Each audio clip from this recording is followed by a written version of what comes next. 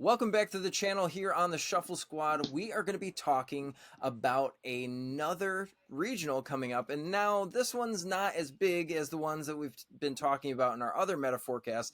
This is actually a pretty small North American regional. Now, we just saw Liverpool happen this past weekend, and now we're gearing up for Knoxville regionals, which I'm super excited to be going to and having a blast playing the same old decks, but we do need to know where the meta is shifting, and that's why you're watching this meta forecast here. So we're going to go ahead and kick it over to our guests. As always, it's lovely to have you here, Cal. Cal, why don't you let the people know who you are? My name's Cal Connor. I've been playing since 2011. I've been running the whole circuit through regionals and all the ICs this season. Member of TSS. Recently got a top 16 in Charlotte regionals.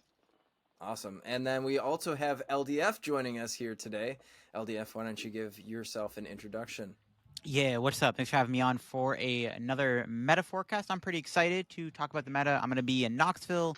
Pretty excited for that. And yeah, obviously I have a YouTube channel, and I got two YouTube channels, so the second and the main channel. So yeah, pretty excited to be on once again. Awesome. And then we do have Jeremy or Jem Gumila joining us also as a guest here. Super excited, Jem. Why don't you tell the people who you are? Sure. My name is Jeremy. A lot of friends call me Jem. Either works with me. I started playing the TCG around 2021, so this is my second full season playing the game. Pretty much done everything standard in terms of like regionals, ICs, all that kind of stuff. I haven't gotten to go to a European regional or anything like that, but that's on the checklist. Yeah, I'm a member of the Shuffle Squad. Shout out to the squad, and Cool. yeah, I'm also going to be in Knoxville. As you can see, all Shuffle Squad members here on this meta forecast. But enough about us. Let's get you ready for that regional coming up. Whether you're playing in Knoxville or Cups challenges, I believe Melbourne's also the same weekend. But you know what? We're in the States here. We're going to talk about that. Let's get talking about the most played deck in this format so far, regardless of any meta shifts. Charizard. It looks like it might be on the chopping block here because so many other decks have had success. I know that there's been a couple of people teching in some new things into the Charizard EX list. So, Cal, let's kick it off with you. Do you think Charizard is going to do as well at Knoxville as it has in the past regionals? Yeah, I think Charizard is really strong, and I think that some of the inclusions recently have been pretty strong. I really like Choice Belt in the deck. I think Charizard, the Radiant, is pretty solid in the deck. It gives you a one prizer that can take down those Giratina V-Stars with one hit. Hitting that 280 number is really important. And then also in some of those other fringe matchups, like maybe like Miraidon, Roaring Moon, hitting 250 is pretty solid number, especially when you have Lost Vacuum, so you can get rid of their boosters. So like being able to one-shot two prize Pokemon with one prize Pokemon is always super powerful. So tech cards and just how the deck kind of evolves to beat the meta is really solid for this upcoming tournament for sure. Yeah. Now, LDF, you've been playing a couple of locals. Have you seen Charizard out there in numbers that you do see at the regionals, or maybe it's just better as a best of 3 deck? No, I've been playing against a few Charizards at my locals. Still a very popular deck. I think one of the main draws of the deck that makes it so good is it's such an easy deck to pilot compared to like Control or Giratina. It's a very appealing deck to play right now. I think Zard and Miraidon are both just like the two poster childs of like they're easy to play, they're straightforward. And yeah, Charizard, now that it has Radiant, Zard, and Choice Belt, it really does improve your matchups into both Roaring Moon and Giratina, which are think are both going to be popular in Knoxville. So I think Zard will still be popular. It was the most played deck in Liverpool, which was surprising. So I think that'll still probably carry over into Knoxville. Yeah. And now going into it, somebody who has played Charizard quite frequently and knowing that it's got a pretty bad matchup into some things teching in the de-evolution TM, we're seeing more Charmeleon. So, Jim, why don't you talk to me about some of the other adaptations outside of things that Cal was talking about? Do we think that we're going to start seeing double Charmeleon in the list or any other techs like Tool Jammer to prevent the de-evolution? Um, Personally, I don't, just because I feel that a lot of success with the devolution was mostly the element of surprise. And now that it's kind of out there, a lot of people will play more towards it. For instance, maybe you're playing a mirror. Um, I probably Charmeleon my second Charmander instead of extending for a rare Candyzard. So I probably already have Charmeleon on the bench, and then I'm probably only using my first two candies for Pidgeot Charizard, and then pretty much using that Charmeleon to pivot me through the middle of the game, evolve that one up, and then using the last two for if I get devolved, going rare Candyzard, rare candy Pidgeot. Obviously, it's kind of hard to find the candies. That's kind of the issue if like you get Iono devoed. Um, but I mean, at the end of the day, Charizard pretty much could grab everything out of the deck. So thinning it as much as you can. If you could set up without using your 4 Seal Stone, that's something pretty standard to grab. You could just grab the rare candy, and that should be fine. But yeah, ultimately, I think Charizard will more evolve towards putting in the Radzard, and I kind of agree with Cal with the belt. It just with the popularity of Tina, kind of just makes sense. Some random Arc decks just showing up out of the blue, that'll work. Could kill a V Star pretty easily. And then again, if someone runs into something with Devolution TM, probably just resource management, making sure you're not just rare candy and everything on your board just because you can. Pretty much just not Yeah, getting too TM excited. Devo. Manage the I think it's resources one of you those can cards just like let. in a best of 3, you win game 1 with it, and then game 2 your opponent then just kind of adapts and plays around it, and then it's harder to win that game 2. Absolutely. And I think that, I mean, Charizard's just a great play overall. It's a pretty simple deck, so I feel like, if people are trying to grind for those points, they're going to go ahead and adapt to Charizard because it's a solid, hard-hitting deck, has a great meta spread, been played pretty frequently at all of these regionals. So moving on to another deck that has been played really frequently, that I'm a huge fan of, is Giratina. Lost Zone Giratina has been sweeping the nation with all of its shenanigans. The list is more refined now. We've seen it win 2 regionals. It came close to winning Liverpool regionals, also just getting beat out slightly by Mew VMAX. LDF, why don't we start off with you? What do you think about Tina right now after it's been adapted? People are learning how to play it more, would you say? Yeah, I think Tina's the BDIF right now. It's the most winning deck in the TCG. It nearly just won 3 regionals in a row. It's just a very strong deck. It does require a lot of thinking, and I think one good quote that I've heard about Giratina is it's a deck that when good players play it, they will usually outshine over the bad players or mediocre players, because Tina is another deck that really does have a lot of skill expression compared to most decks. Like Charizard doesn't have as much skill expression, Miraidon doesn't have as much skill expression. Giratina is a deck where if you know what you're doing and you can play better than your opponent in a mirror match specifically, you're going to do better. And I think that a lot of the big players will probably play Tina because it's just the deck to play right now, in my opinion. Absolutely. And Jem, we'll hop over to you now. We saw some Tina players, specifically Vinny Fernandez, win the tournament with Avery in the list. Do you think that Avery is worth a tech spot into the Tina decks, or should we just keep it nice and vanilla because that's how Tina loves to live? I think it's just kind of a 50-50. It's more so the player preference. Kind of have to sit down and see what matchup you struggle against. And for instance, Avery, maybe you have a hard time against Gardevoir. That might be a good card to include. Whereas maybe in testing, you do very well against Gardevoir, winning most of your games. You might want that card for something else that can help you with another matchup. So I think it really just comes down to the player. For me personally, it's like my 61st card. But if someone were to tell me like they were playing Avery and Tina, I'd be like, all right, I wouldn't think it was anything out of the blue.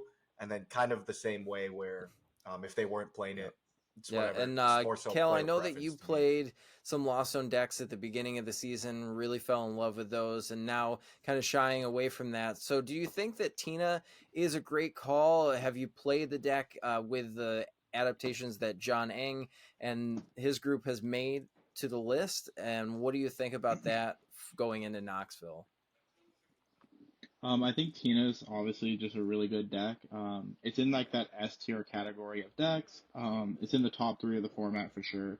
Um, Giratina's really, really solid. I think that as the Lost Zone decks, it's probably the best one right now. My only issue with Tina is that they can sometimes feel really clunky, and sometimes it just gets overpowered by decks that kind of outrun you out the game because you just get those slow setups with the deck. But I think that there's always going to be those Tinas that make it through and go far because they're just kind of drawing better than the other Tinas. So for like every like five Tinas that do very well, there's five Tinas that do very bad and they don't really draw well for the entire day. But it is a really high skill expression type of deck.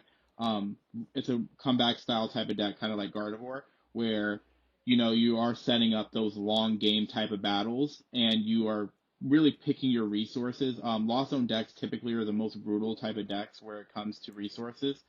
Same with Gardevoir, where you're like making the toughest decisions, where you're like discarding the like absolute cards that you need, using your resources to your best ability. Same with Giratina, where the Lost Zone's pretty brutal because those cards you never get back for the rest of the game. And sometimes when you use Comfey with decks specifically like Giratina, you get two good cards and you're like, well, one of these cards are going to be gone for the rest of the game. Which card do I value more?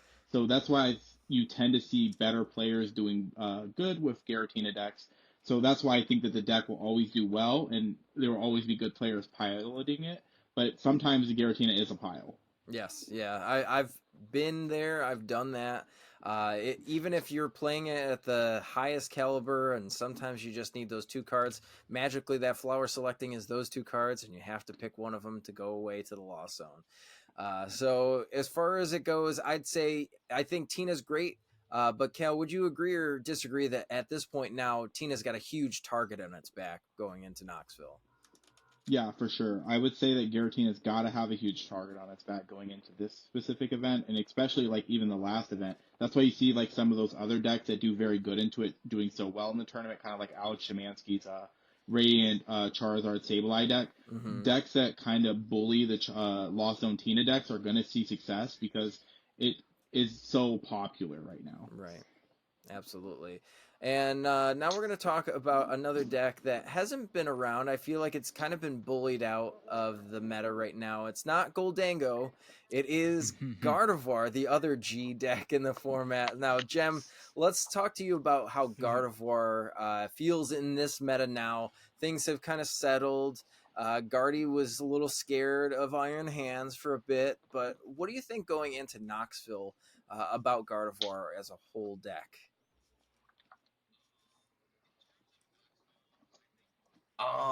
In terms of Knoxville, I think Gardevoir is a really, really good decision to play. I was actually really considering playing this deck myself, just because, especially with the evolution of Roaring Moon, it's again one of those decks, super consistent, very good setup. Gardevoir is a pretty easy time against a deck like that. So considering Gardevoir is about 50-50 with Tina, and then you're probably favored into Zard and Moon, which should be like the top three played decks. I think that Gardevoir is an incredibly good play for this next event. I think the only thing is though, Gardevoir kind of has those Tina vibes where if you're not setting up, it ultimately feels like such a pile. Like if I can feel comfortable that I could get off Mirage Step every single game, and then against Greninja decks put down a Manaphy. Like if I could get that every game, I will never play any other deck. The problem is like how Right. how consistently can we get there? Same way with the Tina. So it's like those two decks where you have comeback capabilities. You can really shine and be rewarded for playing well and playing perfectly. But at the same time, because there's so many moving pieces, you can just lose to yourself and break yourself out of games. I just bricked myself out of a game and at a cup actually in top four, unfortunately, right before I got here. So yeah, I have a fair share of bricks with Guardy, but I also have some times in my career where I just drew everything and Guardy was amazing. So yeah, I think it's a great play, but you just have to be willing to probably play very, very well throughout the weekend because there's going to be a lot of sets where you don't get to play a game and you have to play perfectly in Steel and 2. I know, and Cal, you have to you be okay just with recently that. played it at some local events as well that you're playing in best of one and best of three. So how would you feel like the refined list now? It's speedier. We've got Ionos. We've got research back in the list again. Does that feel better going into what would be a best of three matchup with Gardevoir? Yeah, I really like Gardevoir currently in the like position of the format. It's really interesting how the meta kind of evolves because like during LEIC, Gardevoir was everywhere and it Yeah. was like the deck to beat. And everyone was playing like those Iron Hands Miraidon decks, and you seen the Miraidon ended up winning LEIC because it just started beating all the Gardevoirs out. But then kind of how the meta has adapted. The Gardevoirs were playing like the Avery and stuff back then. Now they're going back to like the research builds and sometimes the worker builds where like they're more so predicated on trying to like either remove stadiums or be faster with the researches. So it's just interesting like how the like deck kind of evolves with like the meta and the way that it shakes up. But currently Guardy's in a pretty decent spot because you're either 50-50 with Giratina or slightly favored. Your Miraidon matchup is bad, but Miraidon is kind of on a downtick right now. When you would see like earlier metas where like Miraidon would be like the second most played deck, third most played deck, now Roaring Moon has kind of entered the format in this last tournament, where Roaring Moon is now a real deck. It is a real deck and it's a real threat. With 3 Roaring Moon being in the top 16 of the last event, it's showing that Roaring Moon is here and it's kind of here to stay. So with that moving forward, that's another positive matchup. And also the Miraidon players might be switching off of their Miraidon deck to the Roaring Moon to try to have a better Charizard matchup, because having a bad Charizard matchup as a Miraidon player is not really a great idea. So moving to Moon from the Miraidon players is probably pretty solid. So having like the good Roaring Moon matchup, having the solid Tina matchup, and then even having a good Sablezard matchup, which is probably going to be the most played variant of Lost Zone moving forward, because it's just so good into the Tina, sounds pretty solid for Guardy. But there is always the problem with Guardy where you're not really setting up. But when you do set up and you do like get all the cards you're looking for and get like that proper setup and not have like the bad pricing where you like price to Curlia, price to like Ralts or something of that nature, and then or price a Mirage Step. But when you actually do set up and get to play the game, a lot of those matchups are feeling very positive. Yeah, absolutely. And I think that that's really where Guardy, performs, is in those metas that nobody's expecting them to be the most powerful deck in the room. And you just come out swinging. And, I've seen some adaptations as of recently. I don't know if it's just at Cups and things like that. We saw Jake Gearhart battle Isaiah Bradner for that, best of 9. And LDF, you watched that matchup too, right? With the Deoxys V-Star, but I've seen some things like the quad reversal energy come back into play, because it is a come from behind deck, right? You're ramping up, you're doing that. So do you think that Guardy will be good playing like a straight vanilla list into this meta, or do you think that maybe we'll see some crazy things? We saw Mew EX come into some of these decks. We saw beforehand triple acceleration energies, things like that. So what are your thoughts there? Yeah, Guardy is a deck that kind of can play these weird tech cards. I don't think Deoxys is good anymore because, like you said, Miraidon has fallen off a little bit, so I don't think you really need to play the Deoxys. It obviously doesn't do anything in the Tina matchup. I've been trying out, I tried out a Gardevoir build with a Klefki in it. So against, like, if I hit Miraidon or, Moon, you go first, which you'll probably be doing most of the time. You just, like, retreat in a Klefki, and then you stop Squawkabilly. You can kind of stop the pop-off turn from Miraidon and Moon, and sometimes this helps, especially if you're playing against, like, Moon with, like, Greninja Cologne or Greninja Water Energy, or if you're playing against Miraidon. So Guardy definitely can kind of play these like odd tech cards. I don't hate triple reversal. Does help against Charizard, which Gardevoir technically can beat Charizard, but I still think that Charizard still beats Gardevoir most of the time if the Charizard player plays well.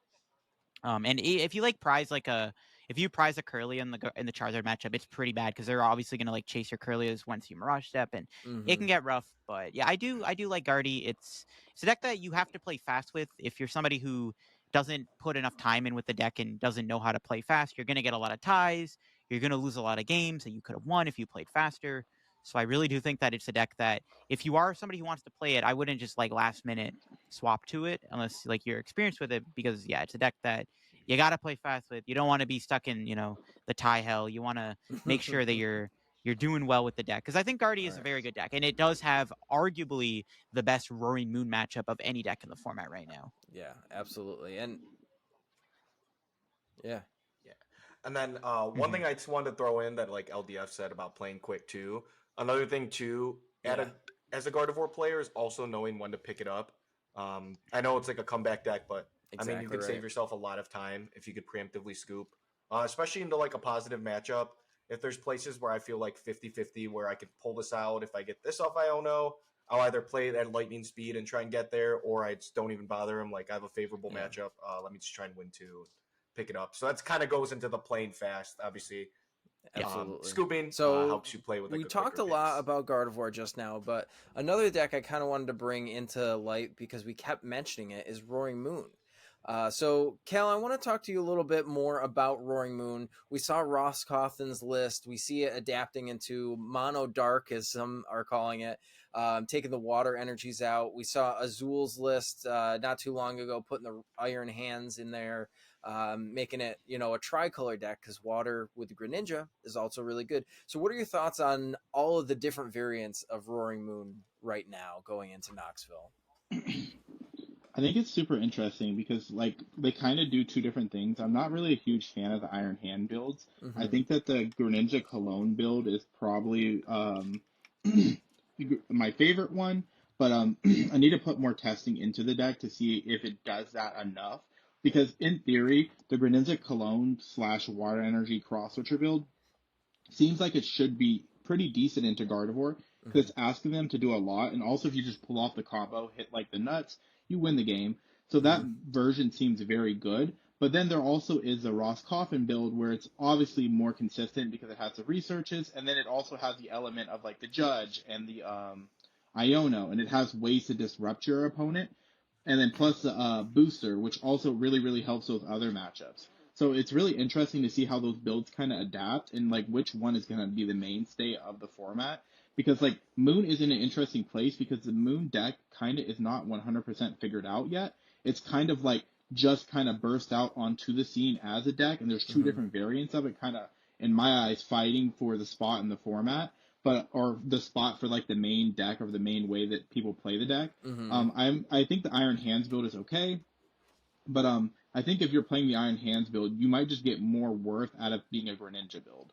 Oh yeah, absolutely. And I would say that it's true when we were looking back at Charizard. There was the two different builds. We had the TM Evo with the Bibarels, and then it went to, back and Hmm. forth between that and Pidgeot, and obviously Pidgeot Yeah. came out as the main version here. So, Hmm. LDF, I wanted to talk to you a little bit about that too, because Emergency Jelly has found its way into this, and this is something I talked about a little bit when we first saw Roaring Moon announced, and now we're seeing this emergency jelly. One of our teammates, Josh Frink, was mentioning this on X, that it's a staple in the deck. What are your thoughts on emergency jelly in Roaring Moon? I think it's better than Ancient Booster Capsule because you get to have a better matchup in a Charizard. The problem with the Ancient Booster Capsule is you'll go Moon, you go Frenzy Gouging, you'll have 90 HP left, but then Charizard will play Lost Vacuum, and they KO Mm-hmm. you with Charmander or Charmeleon, and then Right. you kind of lose at that point. But if you have the Jelly, you are out of range of getting killed by a one prizer unless they have Radiant Charizard. Right. So I think Jelly is a staple. I think you have to play at least two. Like, I don't even know if there's even a world where Ancient Booster Capsule is necessary because I just think that the Jelly is just way better. I guess like the extra HP can come up in some matchups, but Jelly is just too good for the Charizard matchup. Mm-hmm. It's hard to counter. The only way Charizard can counter it is if they ran Tool Jammer, and I don't think we're going to see Charizard play Tool Jammer again because I don't think Tool Jammer is good in the deck. I think it's better to play the bands and the TM Devo. So I don't know unless like people start checking for Roaring Moon. I don't think it's going to happen, but I think that Jelly you got to play because it's, in my opinion, Yeah. like the best way to beat Charizard. Yeah, absolutely. And now, going over to you, Jim, do you think that Roaring Moon will still have a really great meta share going into this next regional? For Knoxville, I definitely think so, and the reason for it is because not only did it place very well, 3 in the top 16, but on top of that, Roaring Moon is just a super popular Pokemon. Definitely has a lot of hype, and then just hearing that you're probably favorable into Giratina and probably can beat Charizard. I don't know exactly the matchup split, but it's pretty much just going back and forth, taking 2 prize knockouts. So I would assume that whoever gets a better setup. That's pretty reliant on who wins the game. But just knowing you're favored into Giratina and pretty much everything else is winnable, I do think it'll be very played. The list Yeah. I like more so is just the Cross Witcher clone ninja build. The reason for it is just because I think Right. that it's not that hard to pull off with energy switches. You could only commit like 2 to 3 energies. Water's super easy to get out. And then in terms of the Iron Hands, Thornton, I do feel that that's a little bit greedy. I don't really think the deck needs it because most of the time, Roaring Moon can pile you through about like 4 prizes, and then you can rely on your Greninja to get you 2 and then leave a 1 prize into the active. Hope they miss a gust, something like that. And pretty much just getting them on odd prizing is all you really need to do, because at the end of the day, if they have to kill your Radiant Greninja, they still have to kill 3 Roaring Moons. And then Roaring Moon doesn't have enough attackers where like you can make them knock out 3 1-prizers. So like the fact that if you could already make them have to deal with your ninja, that's already like fine enough. Right. And in most matchups, you can probably also feel like you're in a winning play position. super fun and play Pokemon catchers in the list now too, which is Mhm. another Yeah. kind of wild tech that we've seen in these Roaring Moon lists. But I speaking like of- the catchers. So. Oh yeah, catchers. I think catchers is very fun. I think catchers is a really cool addition. It reminds me of when people started to adapt Mew VMAX and play catchers because it was a more aggressive build. It's super fun. So Yeah, going on it to can be more fun fun. decks, I think LDF. Let's hop back over to you Yeah. for a little bit. There's a couple of decks that have fallen off a little bit too, just like we were talking about with Gardevoir, that it seemed to be making a rise. Maybe people are going to dust these off, pull them out of their binders. We're going to talk about 3 different decks, so I know it's a little bit to throw at you, but Arceus decks, we've got Miraidon decks coming back. I know that Miraidon didn't really leave, but more people are starting to adapt to what list they like better. And just straight up Lost Box, not even just Sablezard.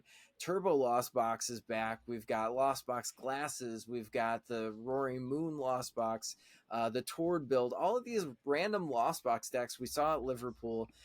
So let's talk about those for right now. So LDF, what do you think about at least Arc and Don, and then we'll kind of circle back on Lost Box lists. I think Miraidon is still pretty good. I do think we're going to see a lot of Miraidon still. It still does have a good moon matchup in my opinion. That's like it's kind of like you're just playing like Miraidon versus like Dark Miraidon basically. Like it's just kind of a it's almost like a mirror match. The peony build of Miraidon I think is optimal. I mean, we saw Azul Screw playing that, and I think that is like telling that that's the optimal way to play it. We saw the catcher peony build get top 4. It's a very straightforward deck, and I think it's just a deck that a lot of people gravitate towards because Miraidon is just big thing, blow up the active. The catchers are very good. It actually does help the Zard matchup a lot because it lets you be a bit more aggressive on the bench. You can kill the Rodoms and the Pidgeot without having to kind of hit the Charizard as much, which is kind of cool. And if Gardevoir, is the talk of the town, there's a good chance Miraidon kind of just farms all the Guardies. So I don't hate Miraidon. I think it'll still be played. I think we're still going to see a good amount of Miraidon. Arc is very interesting. I'm a big Arc Pile fan, and I do like the idea of Arceus right now. I tried out Arctina recently. I know the Arc Regigigas deck is like the new wave right now, and I like both of Makani and Joe's builds. Makani's build has the Zacian and the triple Bidoof Bibarel, and then Joe was playing the double Charon's Care and the full face guards in the deck, which I think is a really cool idea. The one thing that scares me about Arc is it kind of sucks against a lot of these like donk decks, mainly Roaring Moon. I think with the rise of Moon, I think Arceus is actually gonna slip a little bit. I don't know if it's safe to play Arceus to Knoxville because of how much Roaring Moon there is. I don't know if Arceus can beat Roaring Moon. Like you'll go first, attach pass. You're either getting donked or they're like gonna like KO your Arceus, and then like you can't respond in time. The best thing you can do is like put a path in play and hope that it sticks. Even with like Judge Path in the late game, the Ross build can like draw like a research and like hit the nuts off it. I just don't think Arceus can beat Roaring Moon right now. But I think the Art Gigas deck is really good. I actually saw Rowan uploaded a video today where he actually sat down with Joe and kind of talked about the list and all the matchups. And what Joe was saying about the deck, it's really good. I mean, you have a good Tina matchup. You make them waste a lot of their energy with the face guard and the V guards. You have a good Charizard matchup because you just like spam boss's order and go around the Charizards, and like then you have like a decent Murata matchup. And the only matchup that's bad is Roaring Moon and maybe Gardevoir. So I think that Arc is going to be slightly worse just because Moon's more popular. So you just either figure out a way to beat Moon. Like you can't really play like a good 2-prizer because there isn't really any good answers. Like you could play like Superior, but that's not gonna beat Roaring Moon because they're just gonna trade evenly. You got to find like a good 1-prizer that can deal with Moon. But yeah, that's the one thing that holds Arc back is your Roaring Moon matchup is like abysmal. Absolutely. And Jem, would you say that you would agree or disagree that maybe Miraidon's going to switch solely to that more aggressive Peony build, and then Arc might fall off because of Moon? Yeah, I agree. I got to play Caleb Gettimer in round 9, so I kind of got to see how that turbo worked and everything. And game 1, he actually rolled heads to game me, I believe, something like that. Yeah, he like rolled heads, and I was like, well, this sucks. Yeah. Once I saw the peony get played, I was like, okay, cool. Next turn, like I'm already looking at my hand, like, oh, I could just swing for game. He grabs 2 catchers, and I'm like, well, Yep. you Yep. better roll tails, buddy. He rolled heads, of course, so that didn't work in my favor. But yeah, I definitely agree that just because it's super consistent for setup, super fast, you really don't need to start with much. Like if you just have a peony in your hand and you start with Miraidon, you can just go like Flaffy hands, peony for like Egen and like VIP, and then VIP for like Mew, Squawk. All set up from there. You're already set up. So yeah, I think that's definitely the way to play Miraidon as of right now. And then for the arcs, might be a little bit biased, but I'll be honest, bro. Yeah. Put the pile down.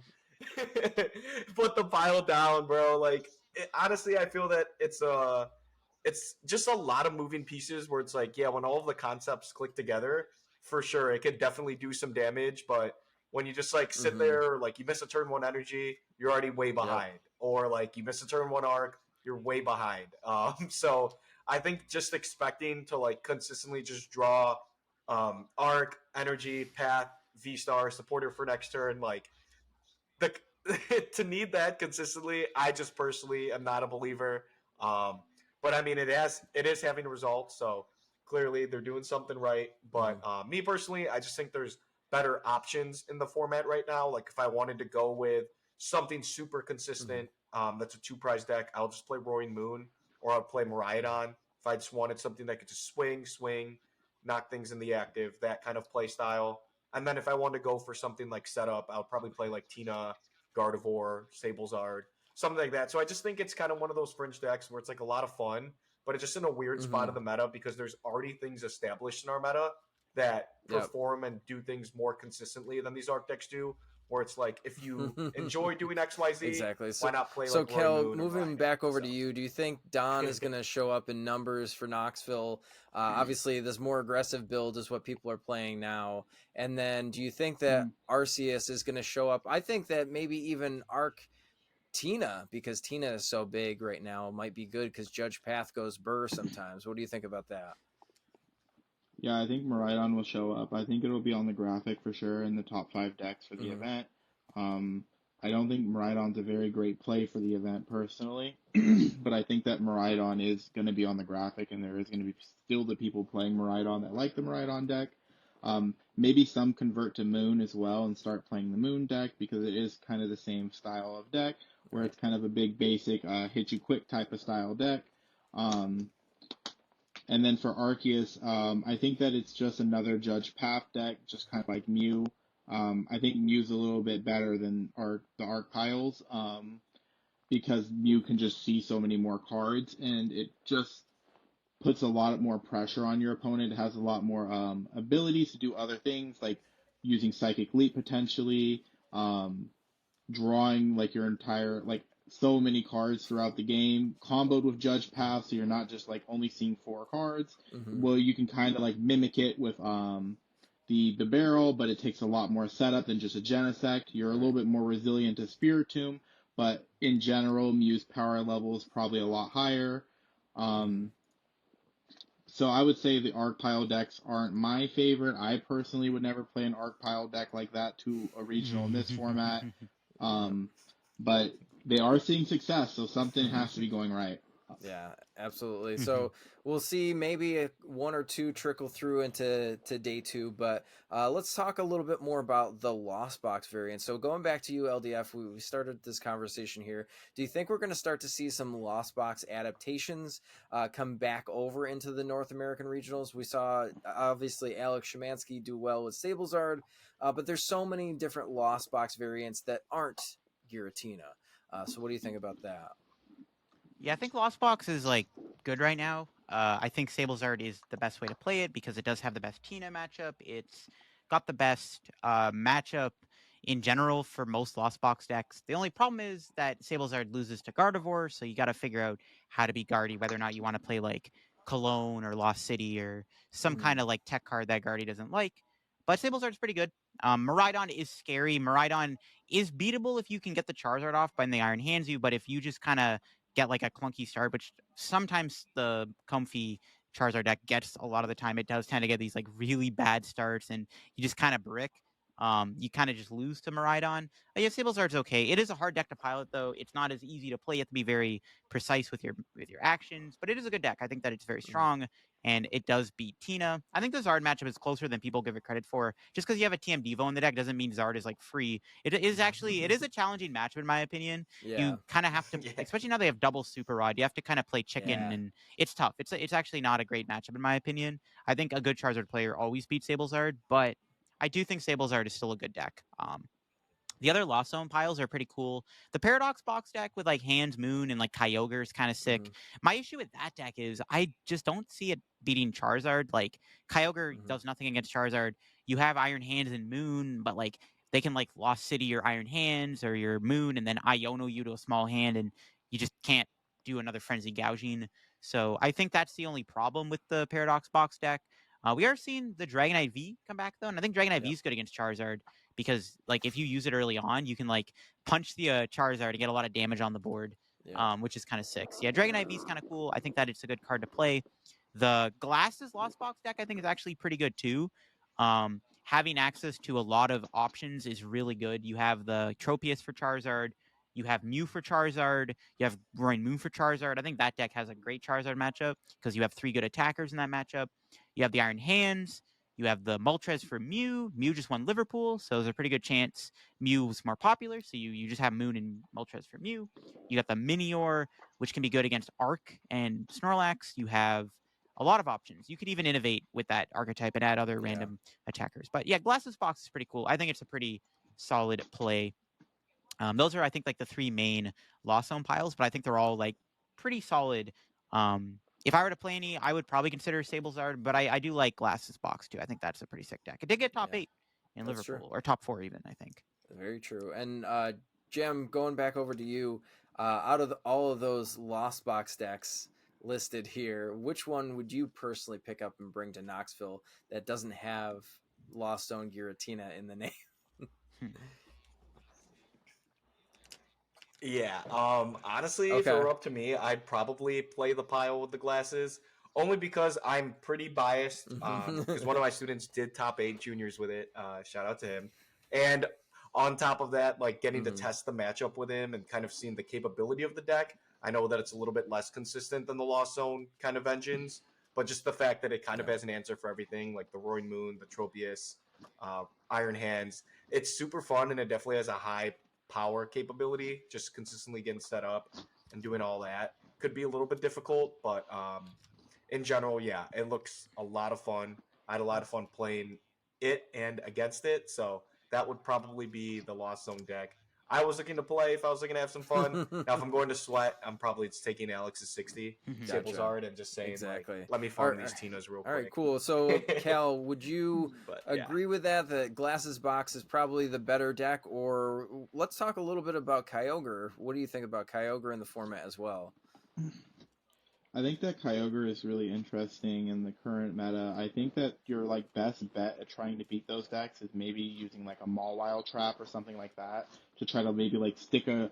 Because like even your Gardevoir matchup at times does not feel great because they now have the Jirachi, which is really funny because like in the last format, like it tends to be like Lost Box best matchup was like, yeah, I want to hit them Guardies, I want to knock them out the tournament, get some free wins, save a them really quick. But now with the Jirachi, it feels really tough sometimes, especially when they Iono pressure you and then start hitting you with like Pokemon that you can't even knock out with any Pokemon on your board. Right. And then you're like, well, now I'm kind of stuck, and this like Arcana I can't do any damage to, and it's like full HP. So like I guess I'm like just hitting it with a cram and then like wasting a turn doing nothing. So like now that matchup's kind of flipped on its head, and now that those Gardevoirs are feeling kind of like positive into that matchup, it makes it kind of tough.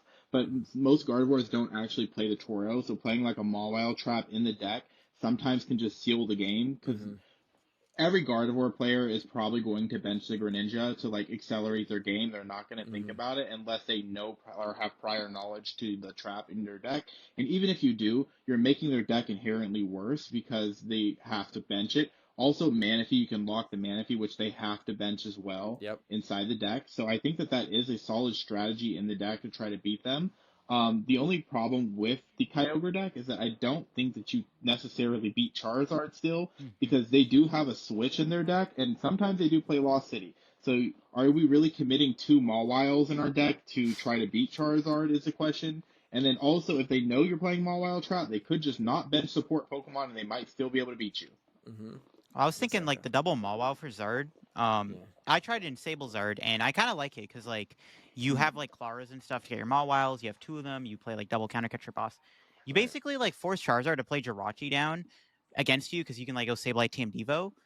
But it's like, okay, you do that. I'm just gonna trap your Jirachi with the Mawile. Then you're gonna switch it, and then I'm gonna trap it again with another Mawile. Or if you don't want to put it down, then I'm gonna win with Sableye TM Devo. That probably works better in the Sablezard deck, in my opinion, over the Kyogre deck, because Kyogre, you already have to commit to the paradoxes and fitting in like Kyogres and counter catchers and double Mawile and Pidgeot. You have to play Pidgeot if you're playing Mawile. It feels like there's too much going on in the Kyogre deck, but I think in like something like Sablezard, it kind of fits. Hey trainers, tired of having too many cards lying around? I know that feeling, and I know what a hassle it is to try and sell those cards. But selling bulk is now easier than ever with TCG Bulk. Find tons of potential buyers in a single place. You just download the app, look for the best buyer near you, and carefully pack your bulk, ship it, and you get paid. It really is that simple. Turn the cards you don't want into the cards you absolutely need for your next deck. So we'll go back to you, Jem. I want you to talk about the top 3 most played decks that we'll see on the graphic for day 1 going into the next regional here. For sure. I think like 1 through 3 will be pretty standard. I think 1 and 2 will be Charizard Tina.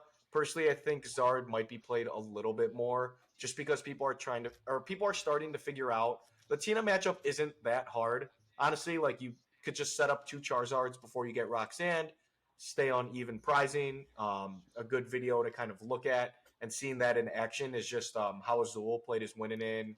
Not this past regional, but the one before that, I believe it was Portland. Played that very well, just sitting there like 2 prizes and was like, well, you're going to have to come up and swing with a Tina eventually. And like his opponent did that. And then he just went, all right, cool. I don't know, knockout. I'm going to go to 2, evolve another Zard. You can't win. So I think that will be 1. And then Tina will follow just because Tina's been dominating the format, arguably BDIF. It's won 2 straight nationals, almost won back in Liverpool. And then I think number 3, honestly, I would say Roaring Moon. I feel that Roaring Moon already coming out of nowhere last event, and then also having results with 3 in the top 16. I think that'll only encourage people to play it more. And then kind of as we mentioned throughout the pod, very similar play style to Miraidon. So people that have been grinding Miraidon are tired of whiffing generators. They're just going to be like, all right, I'm just going to pick up Moon. I'm going to play Moon.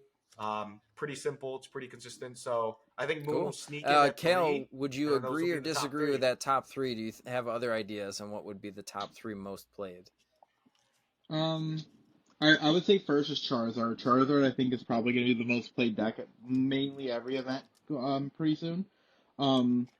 I think that Giratina will probably be second, and I think that the third most played deck in the room it's close. I think it's either going to be Roaring Moon, or I think it's going to be Mew.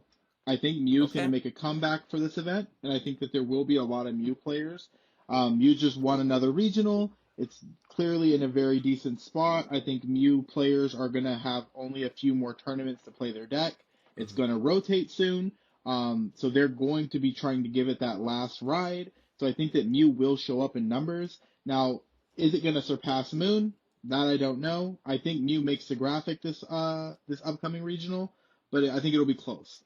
All right. Absolutely. I do love that play. I think that would be awesome to see Mew have just that one last graphic, right? Before, I know we still got Vancouver, but I think that definitely Knoxville, there's a lot of lovers of Mew down that way. So LDF, would you agree that those are going to be the top three? You have other ideas on top three most played decks?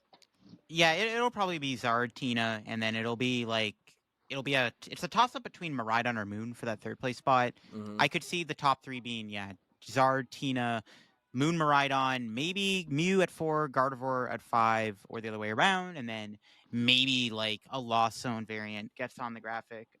That'll probably be how it is. I think that Moon, well, I don't think it is like the greatest deck. I think that it is still going to be very popular. It's probably going to be on the graphic. There's a lot of hype for it right now. It's got a technical good Tina matchup. It should have a good Zard matchup. It's got probably a good Miraidon. And outside of just obviously that awkward Guardian matchup, I think Moon's going to be popular. People are just maybe bored of playing the same old like Zard and Tina deck, so they'll just like swap over to Moon just to try something different. So yeah, Moon's can be popular. If I were to like play Mew to Knoxville, I would probably have to figure out how to beat the Moon matchup. I think that Moon is harder to beat than Charizard. Charizard is easy because you can like judge path, set up Box of Disaster and stuff. Like it's a pretty simple matchup if you pilot it correctly. But the Moon matchup is abysmal. Like if they get like 2 Roaring Moons powered up, you just lose. Like it's impossible to win almost. And I find that Judge Path is not great in that matchup, especially in the Ross Cawthon build. I find that Judge Path just doesn't work a lot of the time. Because they just like draw like an Iona research and like, all right, sick, I'm in the game. So I don't know. I think that Mew is good. Scary. I mean, well, to be fair, Fabrizio did hit a bunch of moons in Liverpool and beat them all. I saw that. So everyone. I don't know. Too. Maybe Fabrizio just like has some like insane idea strategy against Moon, but yeah. We'll have to go back and watch some of those games and see how it went. But now getting into my favorite part of these meta forecasts, it is going to be the rogue decks. So we're going to go backwards in order here. Let's start with the rogue master themselves. So let's talk about LDF. What is your rogue deck that you have in your brain somewhere in the brain space that you'd love to see do well at this next regional in Knoxville? Probably Zorobox for sure. That's my favorite rogue deck right now. It's honestly not a terrible deck. It's probably worse into like the Avery meta. I think Zorobox actually beats Tina if you play correctly, but if they have Avery, the matchup's like unwinnable. But I think Zorobox is a really cool deck. It has a really good Zard matchup. It's got an insanely good Moon matchup.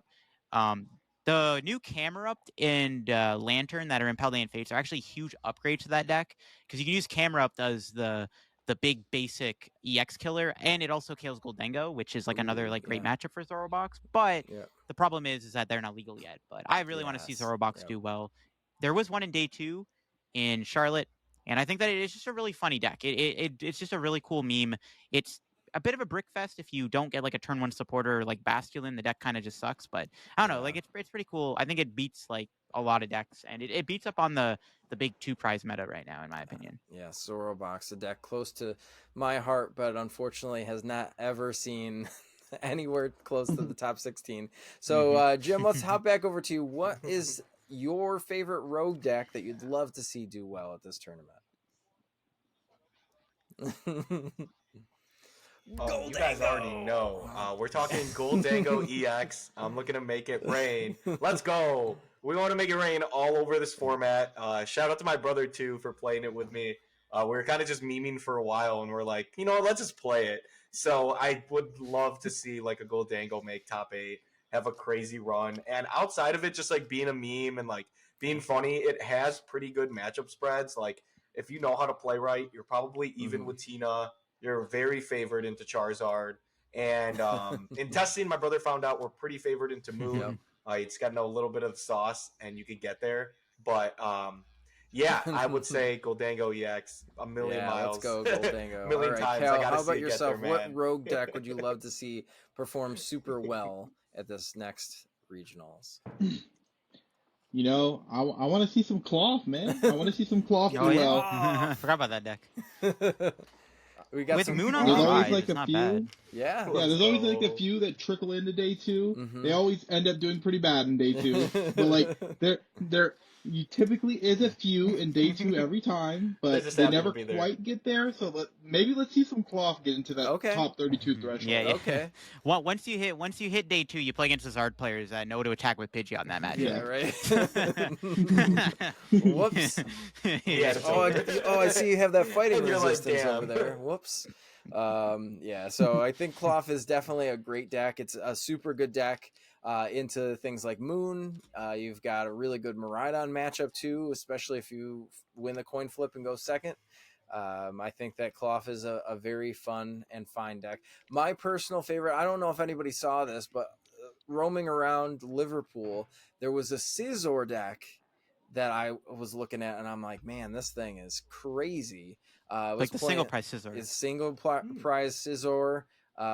You're playing the Cleavor in there too for your Miraidon matchups and your Arceus matchups.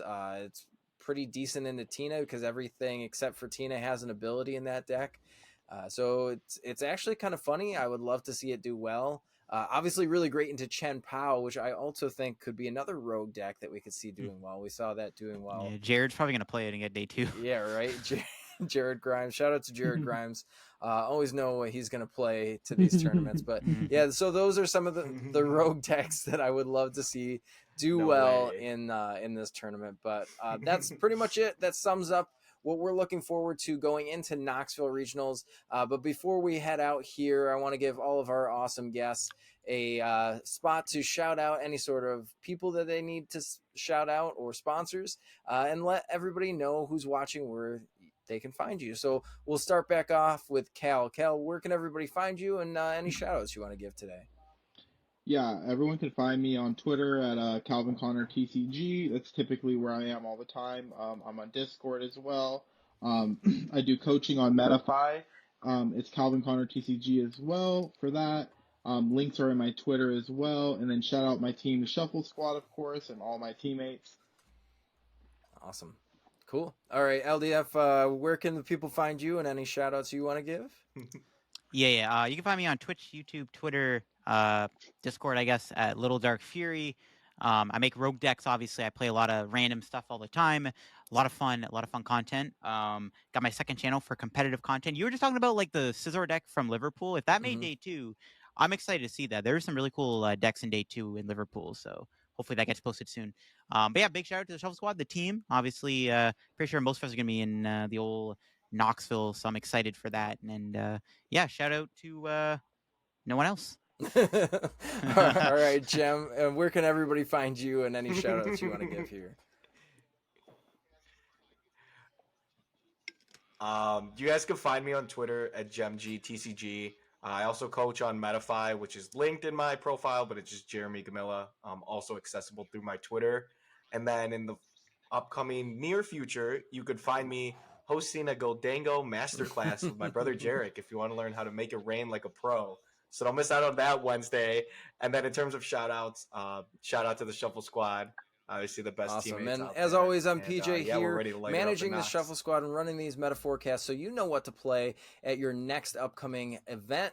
Now, if you did like what we provided here for you in this video, you can also check out all of our awesome links that help support the Shuffle Squad, and you can help yourself too by saving a little bit of cash by using our affiliate links down below. So if you did enjoy this, make sure you're hitting the like button, hit the subscribe button, and share it with your friends. But we will catch you next time on the Shuffle Squad. Want to support the Shuffle Squad? Be sure to check out all of our sponsors in the description to pick up Pokemon TCG singles, sealed, and PTCG live codes.